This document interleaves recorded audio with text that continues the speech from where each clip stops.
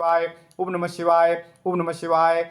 अथ श्रीमद् वाल्मीकि रामायण प्रथम खंड द्वितीय सोपान अयोध्या कांड 62तमः सर्गः। दुखी हुए राजा दशरथ का कौशल्या को हाथ जोड़कर मनाना और कौशल्या का उनके चरणों में पड़कर क्षमा मांगना। ओम नमः शिवाय। ओम नमः शिवाय। ओम नमो भगवते वासुदेवाय। ओम देवकी सुत गोविंद वासुदेव जगतपते देहिमे तनियम कृष्ण त्वाम अहम शरणम गतः।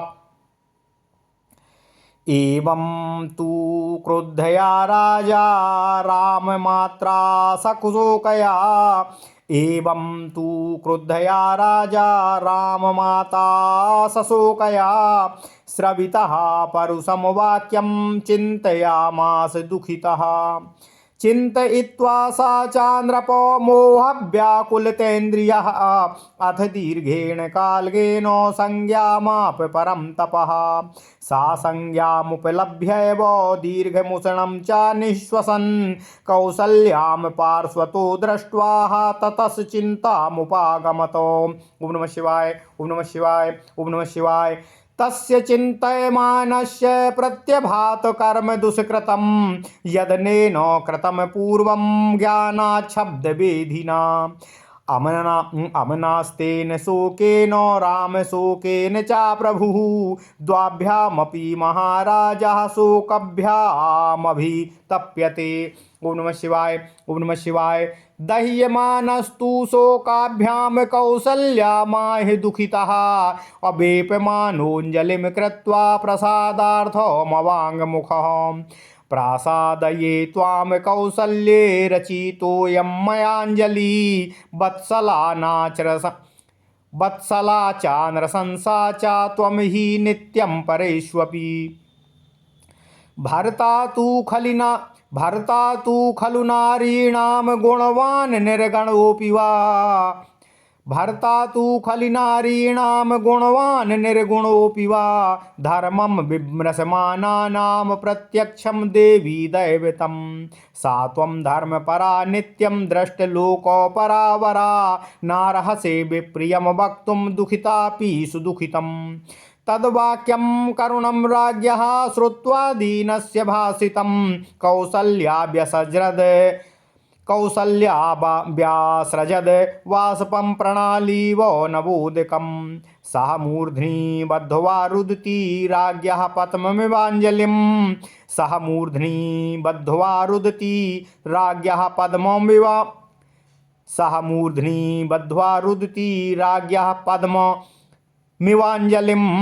सा मूर्ध्नि बद्ध्वा रुदतिं राज्ञः पद्ममिवाञ्जलिम् असम्भ्रमादब्रवीत् त्रास्तां त्वरमाणाक्षरं वचः। ओम नमः शिवाय। ओम नमः शिवाय। ओम नमः शिवाय। ओम नमो भगवते वासुदेवाय। ओम देवकी सुत गोविंद वासुदेव जगतपते देहिमे तनियं कृष्ण त्वाम अहम शरणम गतः। प्रसीद शिरसा याचे भूमौ निपतितास्मि ते। याचितास्मि हता देव क्षन्तव्याहं नहि त्वया। ओम नमः शिवाय।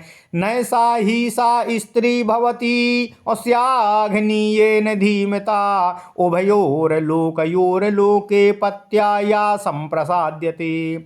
जानामि धर्मज्ञा त्वां जाने सत्यवादिनं। पुत्रशोकार्तया तनु मया किमपि भासितं।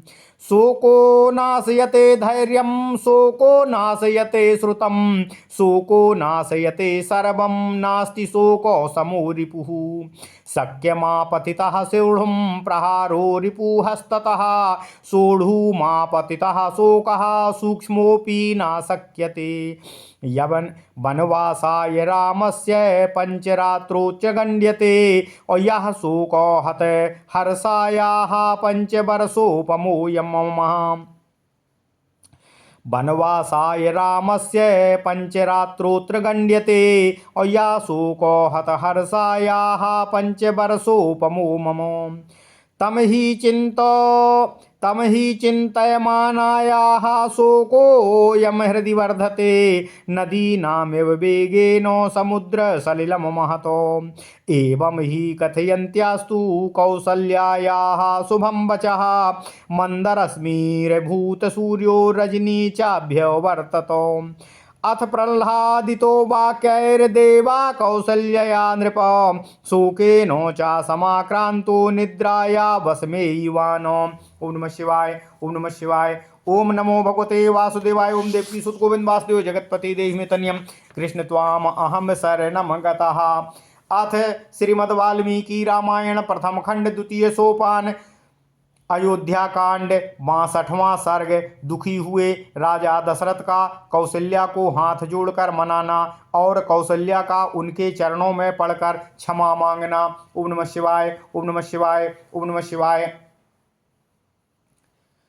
भगवान श्री राम को वन में छोड़ने के बाद जब सुमंत्र जी वापस अयोध्या लौटे और भगवान राम द्वारा दिए संदेश को उन्होंने महाराज दशरथ और कौशल्या को सुनाया तो वे दोनों उस संदेश को सुनकर बार बार मूर्छित होकर भूमि पर गिर पड़ते थे और पुनः चेत आने पर पुनः सुमंत्र जी से उनके बारे में चर्चा करते थे।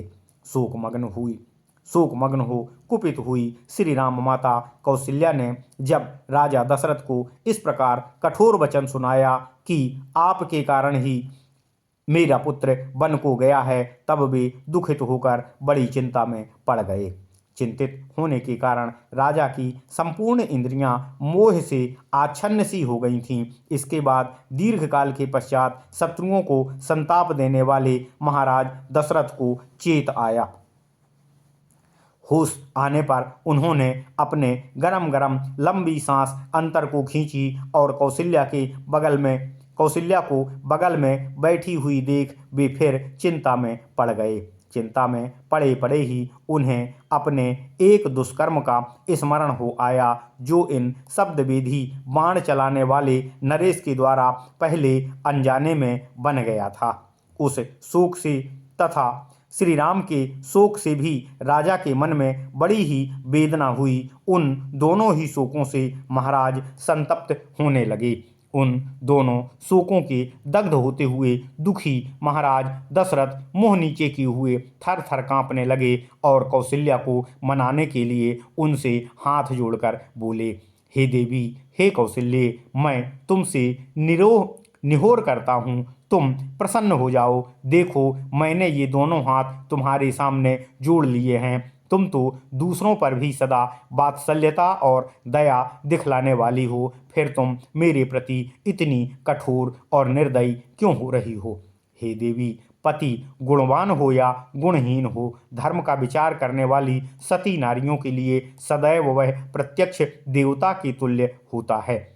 पर तुम तो सदा ही धर्म में तत्पर रहने वाली और लोगों में भले बुरे को बहुत अच्छी तरह समझने वाली हो। यद्यपि तुम भी इस समय बहुत दुखित हो, तथापि मैं भी महान दुख में पड़ा हुआ हूँ। अतः तुम्हें मुझसे इस प्रकार कठोर वचन नहीं कहना चाहिए।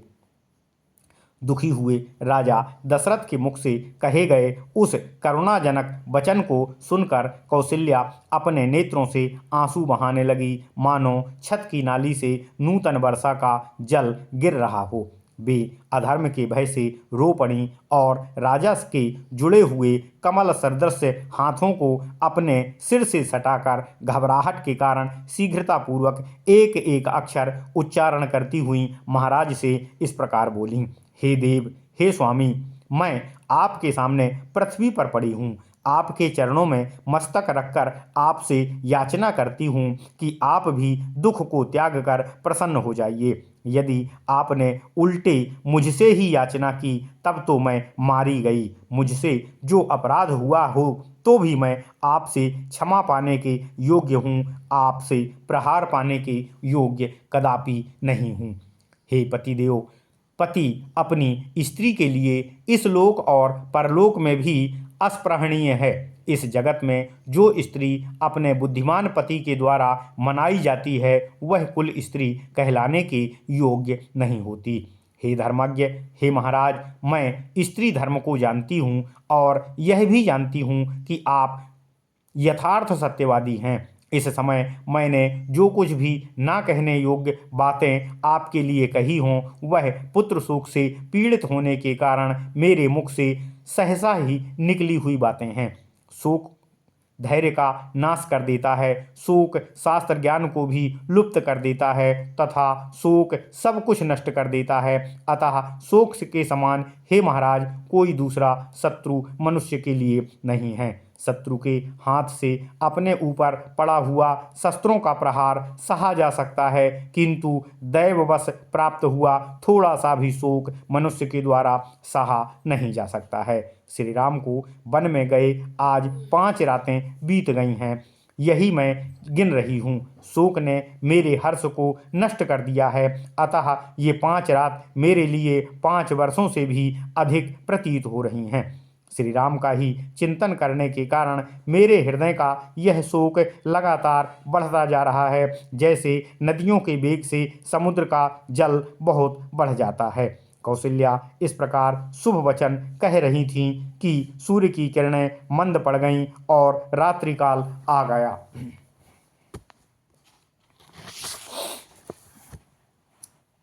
रात्रिकाल आ पहुंचा। देवी कौशल्या की इन बातों से राजा को बड़ी प्रसन्नता हुई, साथ ही वे श्री राम के शोक से भी पीड़ित थे। इस हर्ष और शोक की अवस्था में उन्हें नींद आ गई और वे सोने लगे।